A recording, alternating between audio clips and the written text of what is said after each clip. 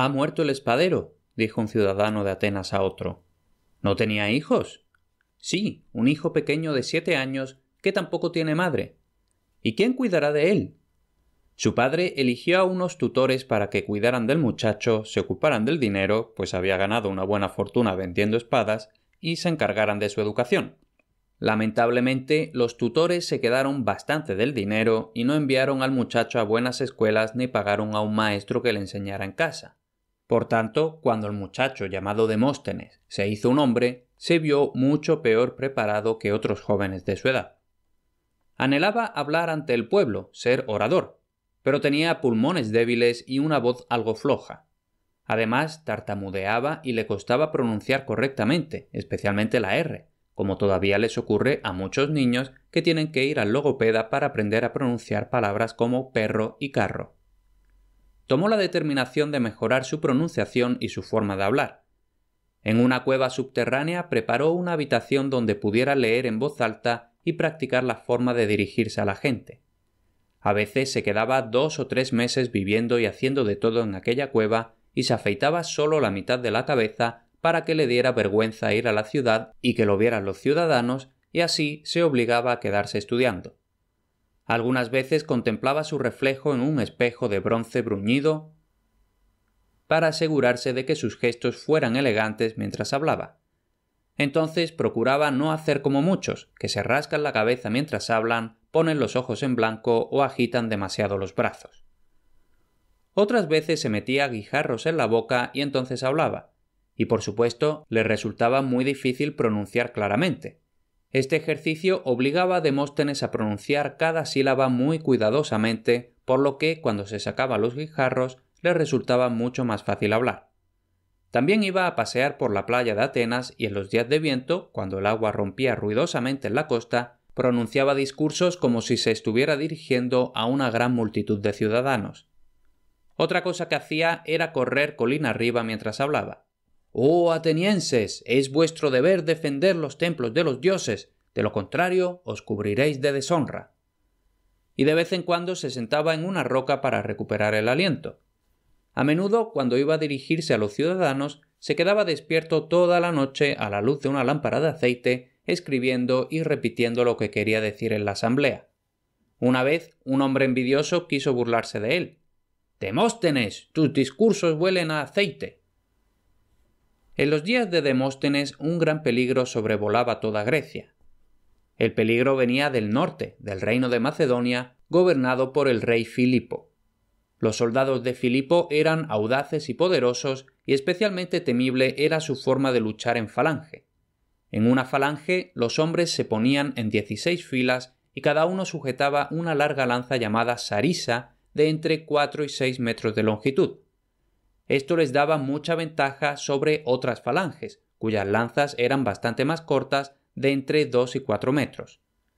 La falange apuntaba las sarisas hacia el enemigo y formaban un terrorífico muro de lanzas con el que atravesaban a los enemigos que se le pusieran por delante. Filipo se había decidido a conquistar todas las ciudades griegas, Esparta, Atenas y todas las demás, y los griegos de entonces no estaban dispuestos a luchar por su patria como lo habían hecho sus antepasados. En vez de luchar ellos, preferían pagar a otros hombres para que lucharan en su lugar. Pero estos ejércitos de mercenarios preocupados solo por el dinero no luchaban de forma tan valerosa como los hombres que luchan por defender su patria. Cuando las tropas del rey Filipo hubieron capturado diversas ciudades en las fronteras de Grecia e iban acercándose cada vez más a Atenas, Demóstenes trató de despertar a sus conciudadanos con palabras como estas.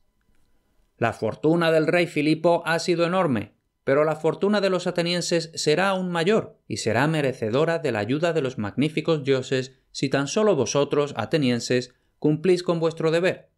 Aun así, aquí estáis, sentados inmóviles sin hacer nada. Un holgazán no puede hacer que sus amigos trabajen por él, y tampoco los dioses lo harán.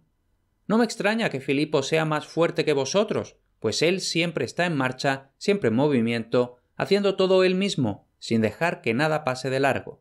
Mientras tanto, vosotros habláis y debatís y votáis, pero no hacéis lo que deben hacer los soldados». Una tarde, mientras los magistrados más importantes de Atenas estaban cenando, un mensajero procedente del norte entró corriendo para decir que el rey Filipo había capturado una ciudad de camino a Tebas. Toda la ciudad se alarmó ante las noticias, pues Tebas era una ciudad poderosa, y su gente era conocida por estar de parte de Filipo. Y si Tebas se aliaba definitivamente con el enemigo, el camino de Filipo hasta Atenas sería pan comido. Hubo una asamblea en la plaza del mercado en cuanto salió el sol al día siguiente. Un heraldo preguntó en voz alta: ¿Quién quiere hablar? No hubo ninguna respuesta entre la gran multitud. ¿Quién desea hablar? No hubo respuesta. Finalmente se levantó Demóstenes, que aconsejó enviar hombres a Tebas para convencer al pueblo de que se unieran a Atenas para resistir contra el rey del norte y sus terribles falanges. Se enviaron varios mensajeros y entre ellos estaba Demóstenes. Los mensajeros de Filipo también llegaron a Tebas. ¿De qué lado se pondrían los tebanos? Los mensajeros de Filipo hablaban de su poder y de la gran amistad que ofrecería a quienes les ayudaran, y los tebanos celebraban aquellas palabras.